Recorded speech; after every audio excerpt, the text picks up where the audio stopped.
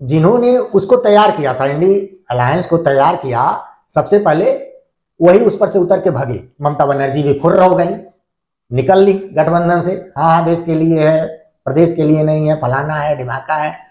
राहुल गांधी ने ये किया, नहीं बताया, जस्ट बहाना दे के निकल गई। मौका चाहिए था, मौका उनके पास था।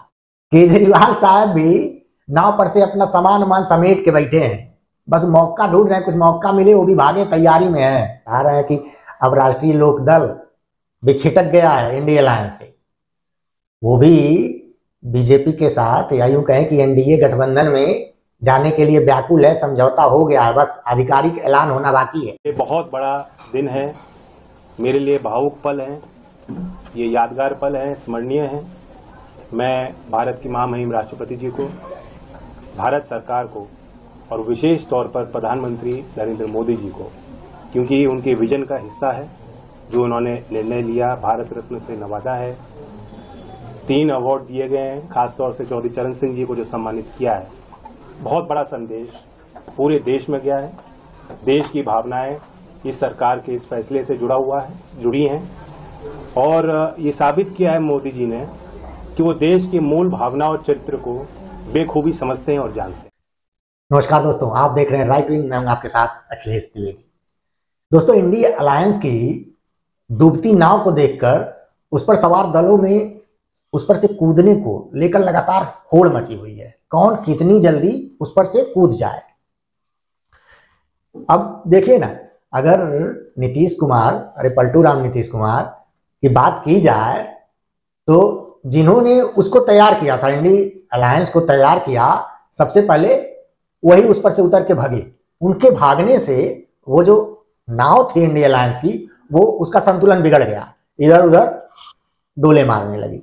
अब उसी में मौका देखकर ममता बनर्जी भी फुर्र हो गई, निकल ली गठबंधन से। हाँ, देश के लिए है, प्रदेश के लिए नहीं है, फलाना है, ढिमाका है। राहुल गांधी ने ये किया, नहीं बताया, जस्ट बहाना दे के निकल गई। मौका चाहिए था, मौका उनके पास था। केजरीवाल साहब भी नाव पर से अपना सामान वामान समेट के बैठे हैं, बस मौका ढूंढ रहे हैं, कुछ मौका मिले, वो भी भागे तैयारी में है। ताजा खबर आई है कि अब हैंडपंप के पानी से कमल की खेती होगी, कमल को सींचा जाएगा। अरे मतलब हम बता रहे हैं कि अब राष्ट्रीय लोकदल भी छिटक गया है इंडिया अलायंस से, वो भी बीजेपी के साथ, या यूं कहें कि एनडीए गठबंधन में जाने के लिए व्याकुल है। समझौता हो गया है, बस आधिकारिक ऐलान होना बाकी है। वो भी गए, एक एक करके सारे चले जा रहे हैं। ये बात हमने पिछले वीडियो में भी बताई थी कि अखिलेश यादव को अपनी पार्टी के बारे में कुछ भी नहीं पता है। अखिलेश यादव को अपने अलायंस के बारे में नहीं पता है।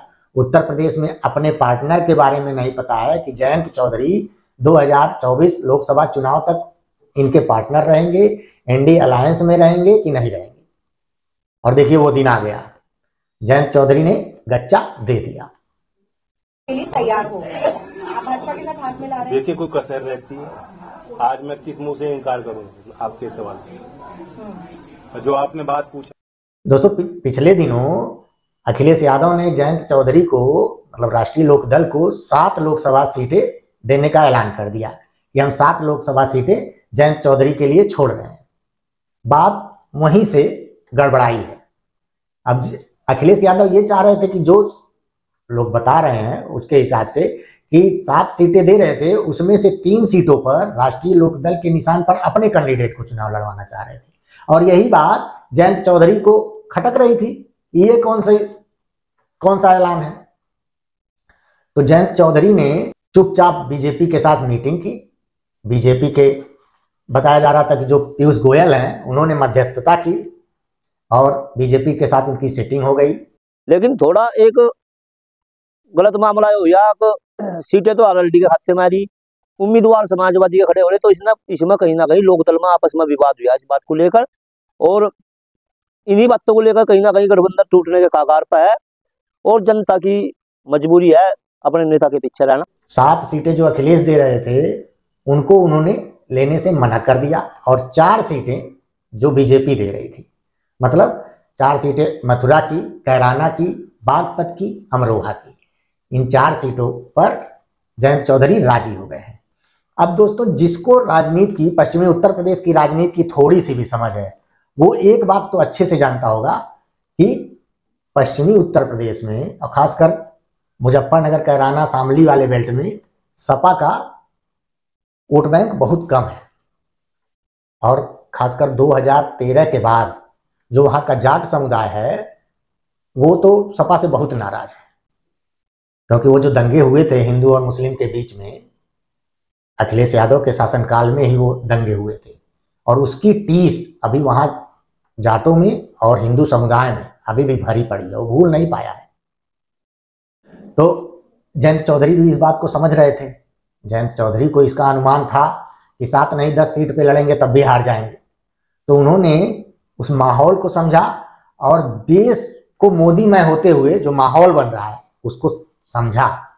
उन्होंने इसीलिए इस गठबंधन से किनारा करने का निश्चय किया। और हम तो ये कहेंगे कि ये जो अभी मोदी ने अब की बार 400 पार का नारा दिया है, वो ऐसे ऐसे ही सच होता दिख रहा है। और उसमें जो पहले के इंडी अलायंस के दल थे, धीरे धीरे अब वो एनडीए में जाकर इस बात पर मोहर लगाते हुए भी दिख रहे हैं। जो दल अभी इंडी अलायंस में बचे हुए हैं उसमें भी या तो विरोधाभास है या तो आपस में ही बहुत भीतरघात है उन दलों में। वो भी इसी चक्कर में है कब हम इंडी अलायंस को छोड़ें। दोस्तों, हम आगे भी बहुत आपसे बात करेंगे, लेकिन अभी हम सोच रहे हैं कि जयंत चौधरी के जाने के बाद अभी इंडी अलायंस के जो समर्थक हैं और खुद अखिलेश यादव जिनके वे पक्के पार्टनर थे, वो क्या सोच रहे होंगे। पूरी शिद्दत के साथ उसने मुझसे इश्क किया बेमतलब, पूरी शिद्दत के साथ उसने मुझसे इश्क किया बेमतलब, अब पता चला उसकी हर बात में छिपा था एक मतलब, अब पता चला उसकी हर बात में छिपा था एक मतलब। दोस्तों, यही सोच भी रहे होंगे अखिलेश यादव। दोस्तों, ये 2024 के लोकसभा चुनाव तक देखिए ये राजनीति क्या क्या गुल खिलाती है। इंडी अलायंस कहां जाकर रुकता है, कितने दल बचते हैं चुनाव के समय तक, ये आने वाला समय तो जरूर बताएगा। लेकिन हम इसकी चर्चा लगातार करते रहेंगे, अगले वीडियो में भी कुछ बात करेंगे। तब तक के लिए धन्यवाद।